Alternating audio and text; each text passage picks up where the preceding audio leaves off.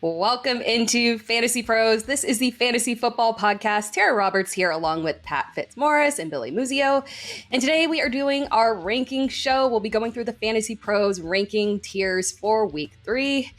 Pat and Billy will provide their thoughts on players in each tier. And there's no better pair to provide analysis on rankings because Billy was the number 4 overall most accurate in-season fantasy football ranker in 2022 and has consistently done well in our accuracy competition. Pat was the most accurate ranker in season, weekly ranker in 2020, and has been consistently among the most accurate rankers in fantasy football. You can find Billy at FF Muzio and Pat at FF at Fitz_FF. And you can find me at It's Tera Time. So buckle in because their insight is absolutely going to help you with your fantasy matchups this week. Before we get started, don't forget to subscribe and turn on notifications. Now, guys, heading into week 3, Pat, how are you feeling?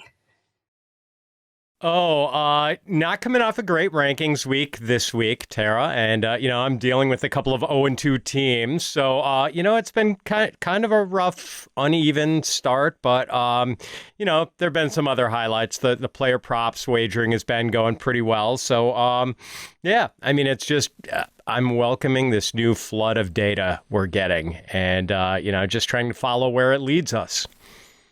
I feel that. Billy, how about you? Yeah, fantasy teams are coming off strong, have some great starts inside of the FFPC, which I'm looking forward to. And then also had a good prop week as well. Ranking week, not so great again, but this is what we're collecting the data for, as Pat said, right? We get 2-3 weeks of data. It really starts to give us a better understanding of how teams are utilizing players, get a large synopsis of target share for teams, and we can kind of refine those processes and really start to hunker down on the weekly rankings. And so looking forward to getting more data for week 3. That's where my model kind of becomes complete. And then we get that 3-week data form instead of using just 2. And we can start, really rolling. And so I'm excited for this week of data and see what happens around the NFL with running backs. I'm extremely excited for it too. We're going to go over the running backs. And by the way, guys, you can find our consensus rankings at fantasypros.com/rankings. So make sure you go check that out after the show. We will start off with the S tier. But before we actually dive into these rankings, we have to talk about the big news that is going on right now. Obviously, Kareem Hunt down with an injury, and the Browns have officially signed, literally right before the show, Kareem Hunt. 1-year deal, up to $4 million. Let's talk about how this affects the fantasy value for Jerome Ford, Pierre Strong. What are we expecting out of Kareem Hunt? How are we attacking this? Because we've got, we just put in our waiver claims. We just made all those strong bids for Jerome Ford. Pat, are you concerned about those giant waiver claims that everyone just made? How are you feeling about this Kareem Hunt signing? I am concerned about those giant waiver claims people made for Ford. It's not entirely tied to the Kareem Hunt signing. I mean, I think the Browns already made their choice in the offseason, and they chose to keep Jerome Ford around and not pursue Kareem Hunt. There were reports they thought he had maybe lost a step, but now they did need some depth.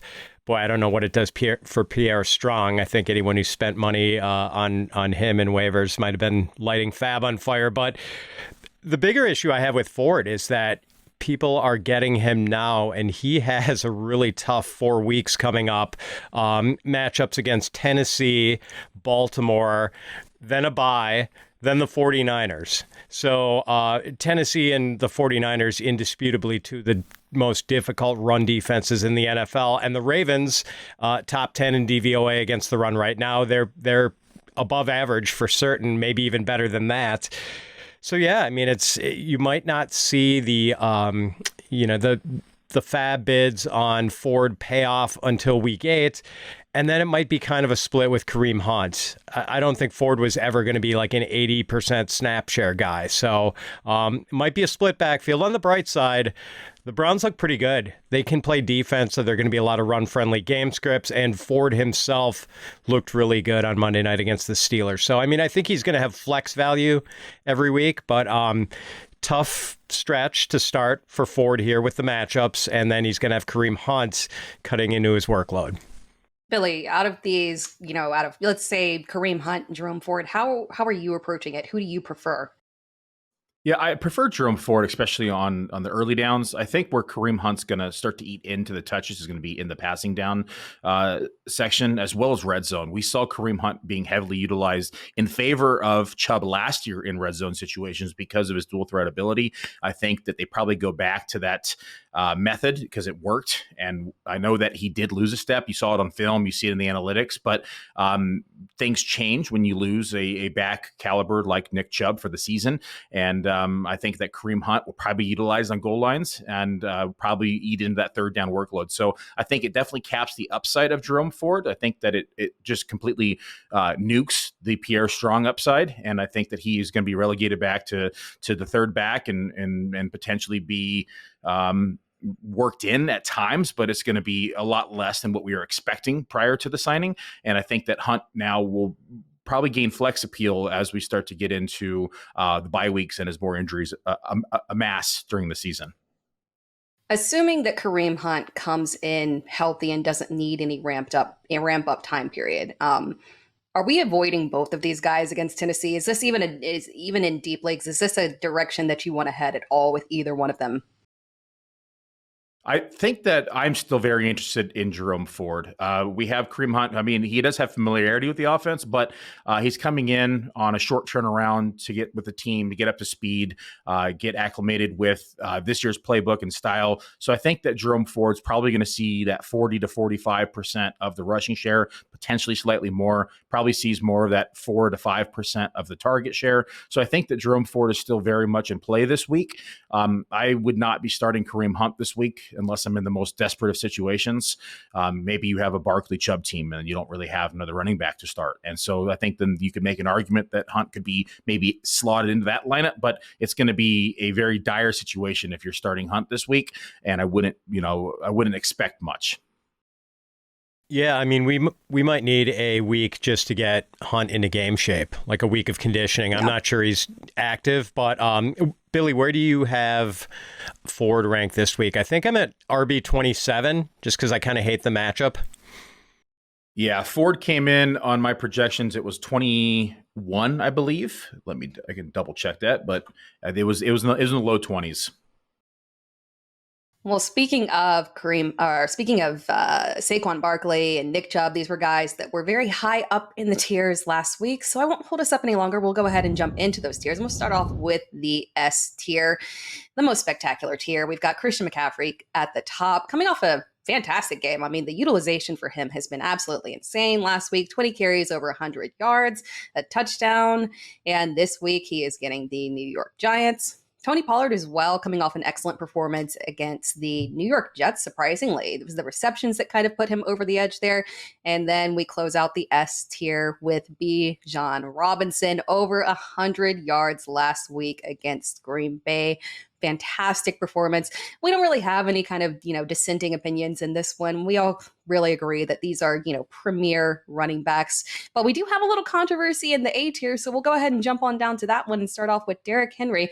In the A tier, top of the A tier, 25 carries, 80 yards, touchdown, 3 receptions against the LA Chargers. Then we have Kenneth Walker as well in the A tier. Low yardage, but he did have a day salvaged by 2 touchdowns. Travis Etienne, very disappointing game. After a strong week 1 performance, ended up with less than 10 fantasy points. Josh Jacobs, also kind of on that same track. He is sitting in the A tier still, but he is coming off of his second sub 10 fantasy point performance. Joe Mixon, 13 carries, 59 yards, and decent saved by receptions as well. And then we close out the A tier with Ramondre Stevenson. Just 50 yards on the ground, but he did get a touchdown. Gave us a nice mid RB2 performance. Guys, I want to pull out Derrick Henry on this one as a player that we want to talk about. Pat, you have him ranked at RB4. ECR has him ranked at RB4. Billy, you have him ranked at RB8. Any concerns there for him? Yeah, it just breaks down to his overall snap shares this year. He's just not seeing the snaps that we once saw this offense, and Tajay Spears has been eating into that a bit. And it just breaks down to the numbers for me. I mean, 47.6% snap share on the season right now. It's RB30. Opportunity share at 72%, which is still fairly high, but that's RB12. It's not near the top 3, top 4 that we used to see from him on a week-to-week basis.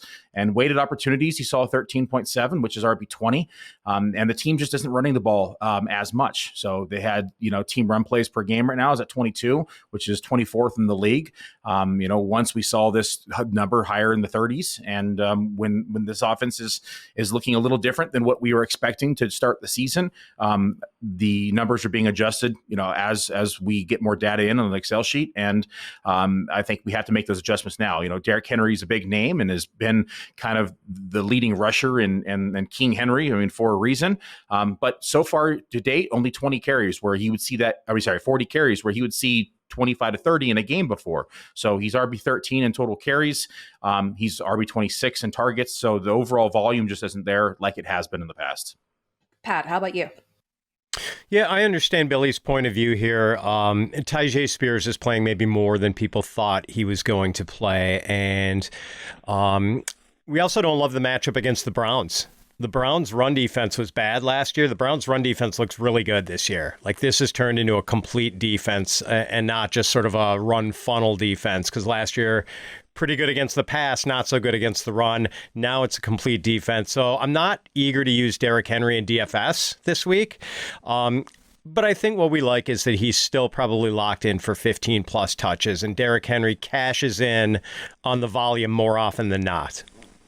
Volume is key here. I think a lot of times we got these running backs that have that high upside play, but sometimes we're looking at them only getting 10 to 13 carries. You got to rely on receptions. And sometimes it's just nice to have that guy that you can rely on for the volume. He does have a little bit of receiving upside. We do see Tajay Spears cutting into that. We'll go ahead and jump down to the next tier. But before we do that, football is back in full swing with another week of epic games, and who's got you covered on the action for every single one of them? DraftKings Sportsbook, an official sports betting partner of the NFL. New customers can bet $5 on football and get $200 instantly in bonus bets. Nobody is missing out on the action this season. All DraftKings customers can take advantage of 2 new offers every game day this September. Get in on the action in NFL in week 2 with DraftKings Sportsbook. Download the app now. Use code FantasyPros to sign up. New customers can bet just $5 and take home $200 instantly in bonus bets. Only on DraftKings Sportsbook with code FantasyPros. The crown is yours. All right, guys, we will jump into this B tier. I like a lot of names in this B tier, but it's kind of interesting and very controversial. We start off with Jahmyr Gibbs, obviously looking to step into that lead back role in week 3 with David Montgomery dealing with a side injury or the thigh injury. We've got low yardage from him last week, but the receptions, very key from him. Could have an interesting week where he could jump up into one of those higher tiers. We've got James Cook as well, coming off of a breakout game, over 100 yards, 4 receptions on 4 targets, no touchdown. Unfortunately, we're still seeing the involvement from Latavius Murray and Damian Harris, but still a premier back. Raheem Mostert, fantastic game, over 100 yards, 2 touchdowns. Kyron Williams in his first game officially without Cam Akers, who is on the trade block now. Excellent in a tough matchup against San Francisco. Then we've got Miles Sanders as well. Less than 50 yards on the ground. That one is very interesting. He's been an RB3 so far, but he is a lead back. So he is checking in this B tier. And then we close out the B tier with DeAndre Swift, who stepped into a massive role last week, taking over for injured Kenneth Gainwell. 28 carries, 175 yards, and a touchdown. I think we need to talk about that one here. DeAndre Swift, the performance last week was incredible. Let's talk about whether or not we're buying into it. And Pat, Billy, you guys are kind of lockstep here. You've got him as RB21. ECR has him as RB15. The consensus is feeling a little bit more positively about him. Billy, how are you looking at DeAndre Swift this week? This is a bit of a hedge. We saw the volume last week, 28 carries, because there was no Gainwell. And until further notice, I am projecting Gainwell to play this game. And if he is in the mix, then I don't think we can expect to see 28 carries and the overall workload that we saw from DeAndre Swift. Beginning of the season, I had said if Swift ever got the workload that Christian McCaffrey would get, he could easily become the RB1 in fantasy football. That being said, we cannot expect this type of volume to last all season with DeAndre Swift. The Eagles have just never done it. They always use 2-3 back rotations. I don't expect that to change here in week 3 if we have a healthy Gainwell. Now, if Gainwell is out and if Scott is out, and if it's just Rashad Penny, then of course DeAndre Swift is going to move up the rankings, and we're going to see him probably closer to that RB10 range when everything is said and done, just because of the volume. Tampa Bay, not an easy matchup, but the volume should help overcome that.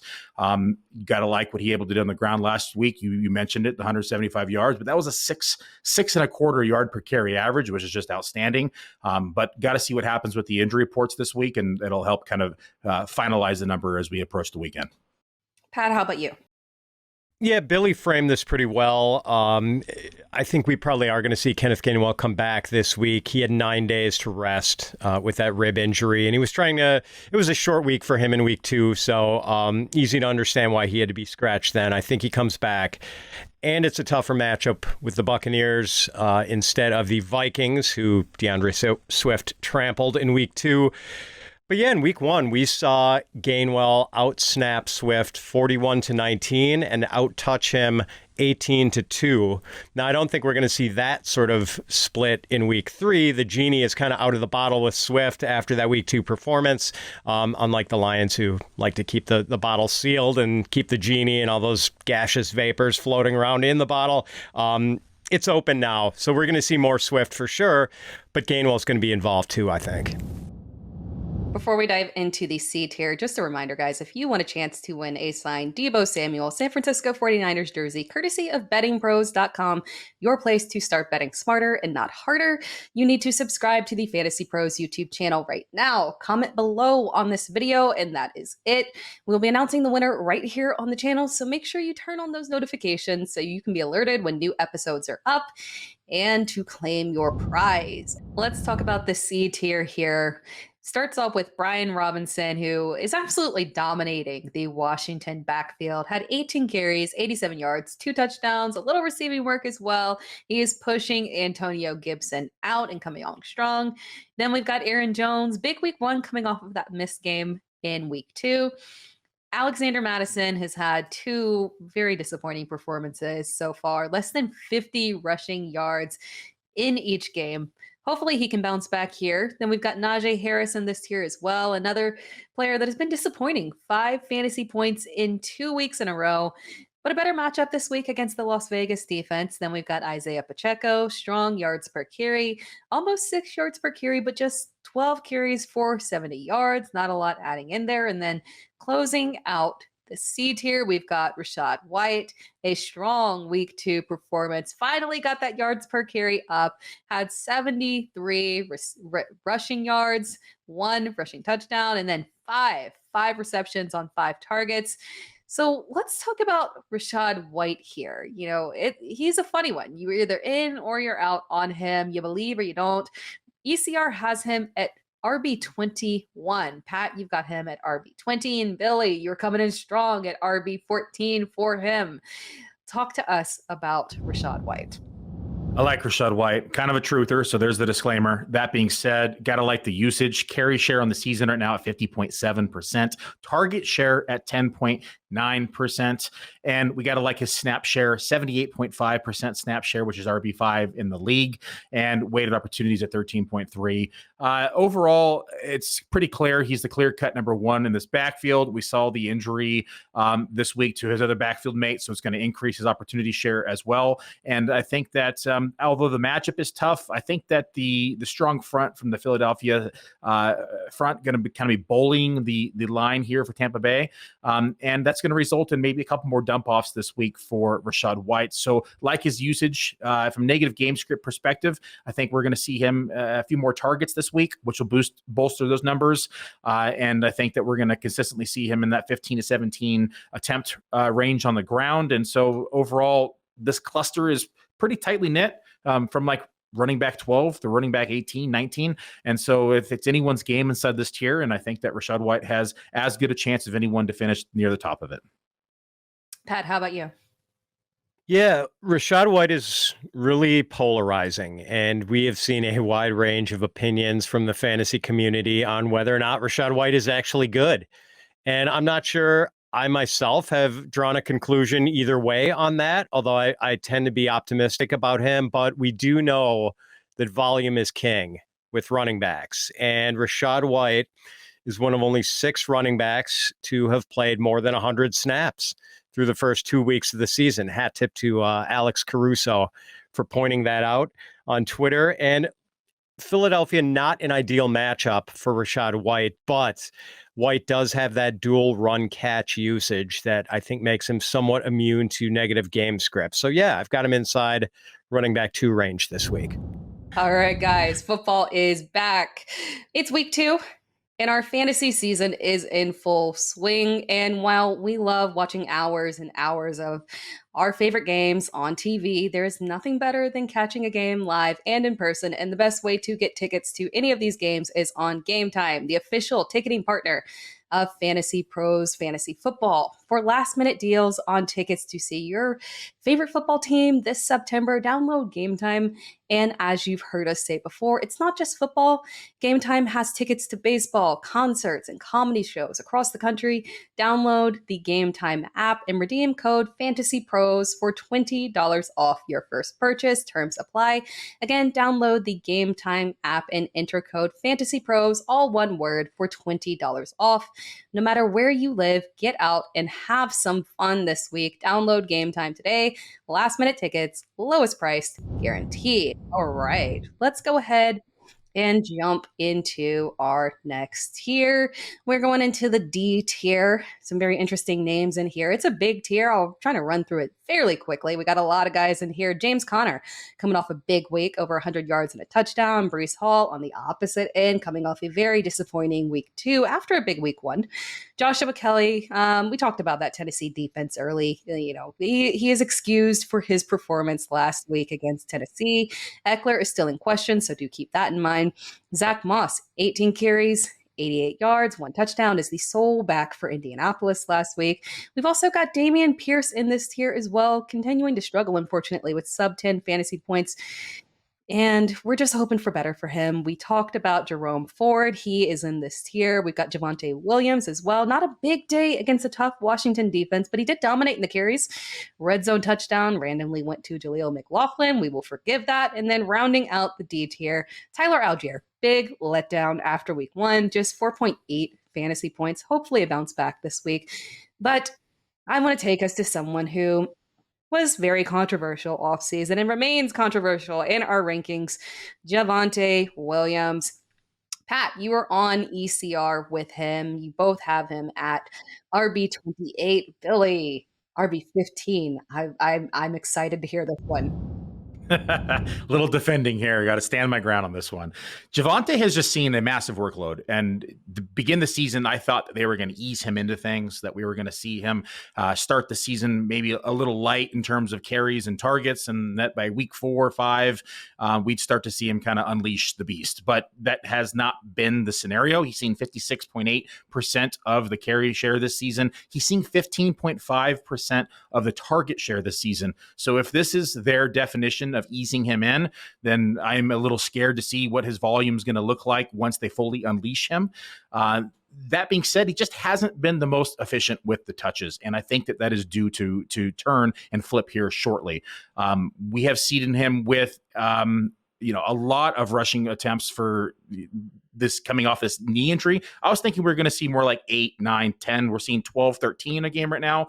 I think that number starts to see closer to 14, 15, 16. We're going to see it slowly tick up, and up. But his involvement in the passing game has been very consistent so far. And so we've seen, right now he's receiver number 8 right now in productivity and receiving yards. He's number 17 in targets on the season. I think we're going to consistently see him get more and more usage as the season continues. And again, you got to like the overall implied total. This is one of the highest of the week. Again, I think it's number 2 or 3 in total implied total. So we can probably see a little bit more red zone attempts for him. I think this game is going to become a potential shootout. And if we see that red zone usage, that's all he's missing is a touchdown. We see a touchdown, he easily hits this number. I like where you're heading with this one. I'm not as aggressive on it, but I would have him above ECR on this one. Pat, how about you? Yeah, Billy mentioned that the usage trends have been surprisingly positive, especially in the passing game. That's a good thing for sure. But it does still feel like maybe Sean Payton is being slightly judicious in the way he uses Javonte coming off the major knee injury, just a 45% snap share in each of his first two games. But the good thing is he's getting the ball at a fairly high rate on the snaps that he does play. So I guess maybe my bigger concern, and Billy mentioned the not great efficiency to this point, is just that maybe Javonte is still only at about 80% of what Javonte is normally at, because he's healthy Javonte before that knee injury. Man, I mean, he was just, when he got the ball, it was exciting. Like, that was an explosive dude, and we just haven't seen that yet. So I'm being a little bit cautious with him in the rankings. I still think he's more in the flex territory than like in the must-start zone. Let's dive into the E tier here. Khalil Herbert, guy getting less than 10 carries every single game this season so far, seeing competition from Rashawn Johnson, so he finds himself in the E tier. We've also got Gus Edwards, who has taken over-ish. I don't know, can we even say it's a committee there in Baltimore. 10 carries, 62 yards, but he did get that touchdown, so he's got the edge here. A.J. Dillon, big disappointment as the lead back with Aaron Jones out in week 2. And I did say the slight edge for Gus Edwards because we also have Justice Hill in this tier, 8 fantasy point performance in that committee. And then rounding out the E tier, Rashawn Johnson. Foreman was inactive last week. It felt like it was going to be a very positive situation for him, but hopefully maybe moving forward a little bit more. Just 4 carries, but strong yards per carry and a couple of receptions as well does help him out. Now looking at this E tier, let's talk about Gus Edwards here. We've got, a little bit dissenting opinions here from Billy. We've got Pat on ECR at RB31, Billy at RB42. Before I let Billy defend himself on this one, and I don't know if you even have to defend yourself because I kind of, it's not that big of a leap considering that it is a committee. Pat, how are you feeling about him? I do understand Billy's trepidation. I mean, Edwards is the archetypal between the tackles grinder with very little upside in the passing game. And I generally don't really enjoy starting those types of players. But the one thing that makes me feel a little bit more comfortable about starting this in between the tackle grinder with little pass catching upside is that he is favored. His team is favored by more than a touchdown this week. The Ravens are 8-point favorites at home against the Colts. I think Gus Bus is a pretty safe bet for double-digit carries this week in what's likely to be a run-friendly game script. And, we saw him score a 1-yard touchdown last week. It was Justice Hill scoring 2 touchdowns in week 1. But I do think most of the time, if the Ravens are inside the 5, it's going to be Gus in the backfield and not Justice Hill. Billy, how about you? Gus Edwards got lucky with a touchdown last week, and if doesn't score that, he's outside the top 40 at the position. I don't have a lot of faith, and I don't like to rely on touchdowns when I'm doing this. And I think, to Pat's point, I do think that he probably has a higher chance than normal this week of scoring a touchdown. But I do think that Lamar Jackson could potentially take that at any given time. We saw the efficiency of Justice Hill in the red zone as well. I just don't like Gus Edwards, and I think that Pat was pretty friendly when he called him a grinder. I used the word plotter. And I just don't think he's going to plot his way into the top 30 at the position. It's going to have to come with a touchdown because 10 touches is not going to get him there. And he's never been utilized in the passing game. From an efficiency metrics, has just been absolutely horrible. 22% snap share, opportunities share below 30% at 29.6, weighted opportunities at 4.8, which is RB53. And so the metrics are completely against him. It's going to be heavily relying on red zone usage and a touchdown. You bring up a really good point there. We're looking for the touchdown for either one of these guys to really make an impact here, and it could just be Lamar Jackson. It makes complete sense. All right, we will round things out with the F tier here. We've got Jaylen Warren making an impact there with Pittsburgh. 6 carries, 20 yards, but again, the big portion of his production, the receptions, 4 receptions on 6 targets, 66 yards, half of which came on a big catch from Kenny Pickett. Then we've got Dalvin Cook coming off of a 0.2 fantasy point performance. So yes, he finds himself in the F tier. He's lucky that we have put him there. Then we've got Matt Breida stepping in for Saquon Barkley and Samaje Perine closing it out. We talked about Javonte Williams. We've got strong snaps from Perine, but we have seen Javonte dominating in the carries last week. Closing out this F tier, let's talk about Jaylen Warren. I mean, we had Najee Harris earlier. We've got Jaylen Warren here who's been making an impact here, and it's just a matter of whether or not you believe in that impact. RB 35 for Pat.